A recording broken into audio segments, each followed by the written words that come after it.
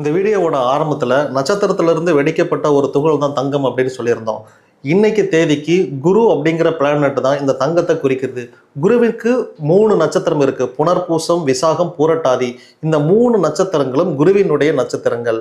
இதே மாதிரி தான் இப்போ குரு எப்படி இந்த தங்கத்தை குறியீடா ஒரு வைக்கிறாரோ, குருனா தங்கம், தங்கனா குரு. அப்ப இந்த நட்சத்திரங்களுக்கும் இந்த தங்கத்தை பிரதிபலிக்கக்கூடிய தன்மை இருக்கு.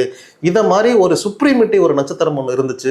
அந்த நட்சத்திரத்தினுடைய ஒளி பூமியின் மேல பட்டு இப்போ பரிணாம வளர்ச்சி எப்படி ஏற்படுதோ அதை மாதிரி காலப்போக்கில் இந்த தொடர்ந்து இந்த ஒளிகள் பட்டு பட்டு இந்த மண்ணில் மாற்றம் நிகழ்ந்து தான் இங்கே தங்கம் அப்படிங்கிற ஒன்றே உருவாகுது. இந்த தங்கம் உருவாகுறதுக்கு ஏறக்குறைய ஒரு 5000 10,000 ஆண்டுகள் உருவாகுது. பூமியில எந்த அடுக்குகள்ல இது தங்கி இருக்குதுங்கிறத பொறுத்து தான் இந்த காலம் அப்படிங்கிறது நிர்ணயிக்கப்படுது. அடியில இருக்குது அப்படின்னா 10,000 ஆண்டுகள், மேல இருக்குதுன்னா 5000 ஆண்டுகள். இந்த ஒளி பூமியின் மேல பட்டு உள்ள ஊடுருவி போறக்கூடிய இந்த தன்மையை பொறுத்தும் குருவினுடைய நட்சத்திரங்களை பொறுத்தும் தான் இந்த கோல்டு அப்படிங்கிறது இங்க தீர்மானிக்கப்படுகிறது. இதுக்கு மேலதான் வியாபாரமாகவே இது மாறுது. இப்ப என்ன பண்றாங்க அப்படின்னா, பணக்காரங்க எல்லாரும் பணத்தை ஒரு இடத்துல பதுக்கி வைக்கணும் அப்படின்னா, இப்போ ஒரு 2 கோடியை பதுக்கி வைக்கணும் அப்படின்னா அதுக்கு அதிகப்படியான இடம் வந்துச்சு.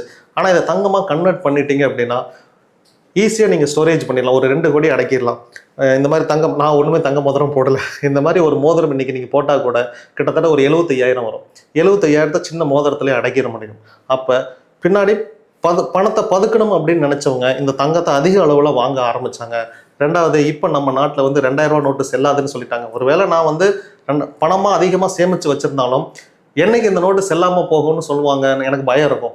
அதுவே தங்கமாக நான் மாற்றி வச்சுக்கிட்டேன் அப்படின்னா எனக்கு வந்து இது ஒரு நிரந்தர வைப்பாக இருக்கும். என்றைக்குமே நான் பயப்பட தேவையில்லை. ஒருவேளை இந்தியாவில் தங்கத்து ரேட்டே குறைஞ்சிச்சு, இன்னைக்கு 12,640 ரூபாய்க்கு விற்குது, 8,600 ரூபாய்க்கு போயிருச்சு அப்படின்னாலும் இந்தியாவில் தான் இந்த ரேட்டே ஒழிய இதை அப்படி நான் பக்கத்து நாடுகளுக்கு எடுத்துகிட்டு போய் அங்கே சேல் பண்ணேன் அப்படின்னா அந்த டாலரில் மீண்டும் எனக்கு உருவாயிரும். அப்போ எனக்கு பணம் அப்படிங்கிறது இமீடியட் கேஷ், ஒரு சீக்கிரமாக ஒரு டிரான்ஸ்ஃபர்மேஷனுக்கு இந்த தங்கம்ங்கிறது உறுதுணையாக இருந்துச்சு. அதனால பணம் வச்சிருக்கிற எல்லாருமே இந்த தங்கத்து பக்கம் திரும்ப ஆரம்பித்தாங்க. ஒரு வேளை இந்த தங்கம் வாங்குறதை எல்லாருமே நிறுத்திட்டா அப்படி ஒரு சூழ்நிலை உருவாகாது. ஏன்னா இங்கே தங்கத்துக்கு என்றைக்குமே ஒரு டிமாண்ட் இருக்குது. இன்றைக்கி ஒரு ஏழையாக இருக்கிறவங்க கூட ஒரு குண்டு மணியாவது தங்கத்தில் போடணும் அப்படின்னு ஆசைப்படுறாங்க. இது ஏன் அப்படின்னா, இந்த மார்பு பகுதியில் இந்த சக்கரத்தை ஆக்டிவேட் பண்ணுறதுக்கு குரு பகவான் தேவைப்படுறாரு. இந்த இடத்துக்கு தங்கம் போடும்போது மட்டும்தான் ஒரு பெண் அவளுடைய எந்த குறைபாடுகளையுமே நிவர்த்தி செய்யக்கூடியவளாக மாறுறான். அதனால தான் மாங்கல்யத்தில் நம்ம ஆளுங்க தங்கத்தை ஆட் பண்ணாங்க. ஆட் பண்ணி இப்போ ஒரு மாங்கல்யம் அப்படின்னு கட்டினாங்க. அதை இந்த இடத்துக்கு போட்டாங்க. இந்த இடத்துக்கு டச் ஆகணும், கழுத்தில் டச் ஆகணும், இந்த சக்கரத்தில் டச் ஆகணும். இப்படியெல்லாம் தங்கம் வந்து டச் ஆச்சு அப்படின்னா இந்த சக்கரங்கள் வந்து ஆக்டிவேட் ஆகும். இதனால இவங்களுக்கு லாங் லைஃப் கிடைக்கும், இளமையாக இருப்பாங்க, மீண்டும் இவங்க கிட்ட செல்வம் சேர்ந்துக்கிட்டே இருக்கும். இதெல்லாம் நம்பப்பட்டுச்சு, இதெல்லாம் உண்மையும் கூட. அதனால இன்னைக்கு வரைக்கும் தங்கத்துக்கு ஒரு குறைவான மதிப்பீடு என்றைக்குமே வராது. யாருமே வாங்கலனாலும் இந்த தங்கத்துக்கோட விலை வந்து இன்னைக்கு குறையாது. ரெண்டாவது, அந்த காலத்தில் இந்த தங்கம் எங்கே இருக்குதோ இந்த தங்கத்தை தேடி ஏலியன்ஸ் வருவாங்க அப்படின்னு சொல்லி நம்பினாங்க. அதாவது இன்னைக்கு தேதிக்கு நம்ம ஏலியன் அப்படின்னு சொல்றவங்க அந்த காலத்துல தேவர்கள் அப்படின்னு இருந்தாங்க. அவங்களுக்கு தானே தேவைப்படுது, அவங்க தானே முதல்ல இந்த தங்கத்தையே எடுத்தாங்க. அப்ப அவங்க வந்து ஒரு மெட்டல் டிடெக்டர் மாதிரி அவங்க வாகனத்துல இந்த டிடெக்டர் இருக்கும்.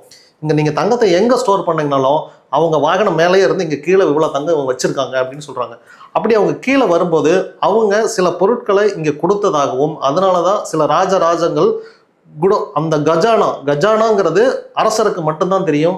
அவங்களுக்கு நம்பிக்கையான ஒரே ஒரு காவலாளி இருப்பார். அந்த காவலாளி இந்த தங்கத்தை பார்க்கும்போது இதை தேடி ஏலியன்கள் வரும்போது ஏலியன்கள் இவங்களும் கம்யூனிகேஷன் நடந்ததாகவும், சில சூட்சும விஷயங்களையும் கோயில் கட்டுறதுக்கான சாதுர்த்தியமான விஷயங்களையும் ஏலியன்ஸ் இவங்களுக்கு சொல்லி கொடுத்ததாகவும் இன்னும் வரலாறு இருக்கு. கருவூராரே அப்படிதான் இந்த கோயிலை கட்டினார் அப்படிங்கிற வரலாறும் இருக்கு. நீங்க இன்னைக்கு போய் பார்த்தீங்கன்னா தமிழ்நாட்டில் இருக்கக்கூடிய பிரம்மாண்டமான கோயில்களும் கம்போடியாவிலையுமே இதே மாதிரி பிரம்மாண்டம், தஞ்சை கோயில் மாதிரியே அப்படியே கம்போடியாவில் கட்டியிருக்காங்க. அந்த கோயிலும் ரெண்டும் ஒரே ஆர்கிடெக்சர்ல இருக்கு, கலர் மட்டும் வேற. இது செங்கலர்ல கட்டியிருப்பாங்க, அது பிளாக் கலர்ல இருக்கு. அதுவுமே காலப்போக்கில் தான் அந்த கலருமே வந்துச்சு. பட் ஒரே பிளான், ஒரே பில்டிங் பிளான் கொடுத்து கட்டினா எப்படி இருக்கும் அப்படி கட்டியிருக்காங்க. ஆனால் வெவ்வேறு காலங்களில் கட்டப்பட்டிருக்கு, வெவ்வேறு இடங்களில் கட்டப்பட்டிருக்கு. அப்படின்னா ஒரே ஆள் தான் இங்கே தமிழ்நாட்டிலையும் கட்டியிருக்கணும், கம்போடியாவிலையும் கட்டியிருக்கணும். இல்லைன்னா ரெண்டுக்கும் ஒரே இன்ஜினியராக இருக்கணும். அப்போ அந்த ஒரே இன்ஜினியர் இப்போ இந்த ஸ்ட்ரக்சரில் நம்மளால கட்ட முடியுமான்னு கேட்டால் நம்ம கட்ட முடியாது. இந்த கல் இங்கிருந்து தான் எடுக்கப்பட்டதா? இல்லை, இங்கிருந்து 140 கிலோமீட்டர் இருந்து எடுக்கப்பட்டது. அங்கிருந்து எப்படி இவ்வளோ பெரிய கற்களை இவங்க உருட்டிட்டு வந்தாங்க? அப்ப இந்த வேலையை இந்த மனுஷங்க செய்யல, ஏலியன்ஸ் தான் செஞ்சாங்க. அந்த ஏலியன்ஸ் ஏன் இவங்களுக்கு இந்த ப்ராஜெக்டை பண்ணி கொடுத்தாங்க அப்படின்னா, அவங்களுக்கு தேவையான தங்கத்தை இவங்க வச்சிருந்தாங்க. இவங்க தங்கத்தை கொடுத்துட்டு இந்த வேலைக்கான ப்ராஜெக்டையும் இந்த பிளானையும் இது எல்லாமே அவங்க கிட்ட இருந்து வாங்கிட்டாங்க. இதை ஏன் பண்ணுனாங்க அப்படின்னு கேட்டிங்கன்னா, இன்னைக்கும் அதனாலதான் 1000 வருஷமா ராஜராஜ சோழன் பேர் இந்த பூமியில இருக்குது.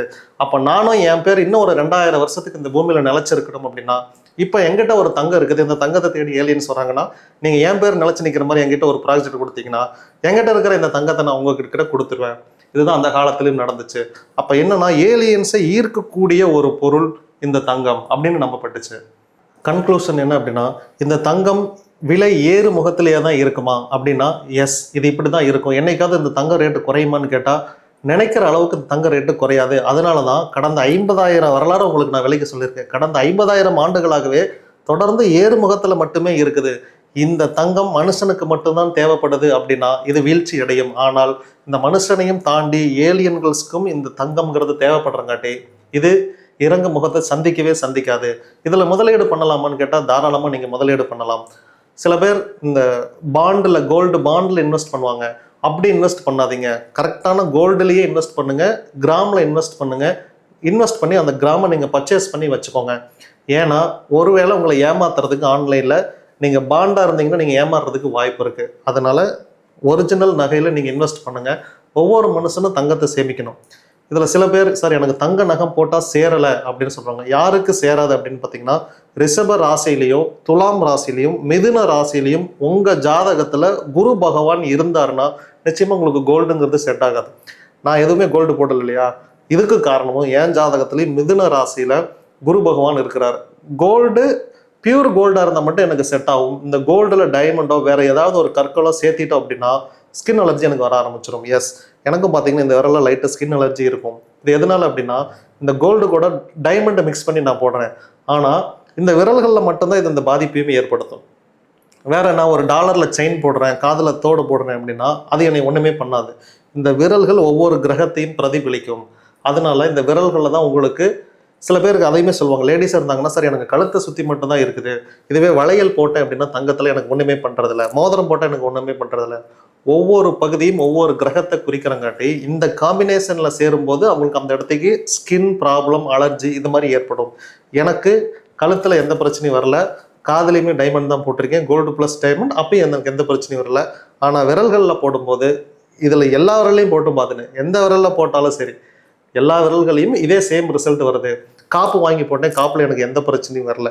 அப்படி என்னன்னா, இந்த விரல்களில் மட்டும் எனக்கே ஒத்துக்கல. இதுதான் மனுஷனுடைய டிசைன்.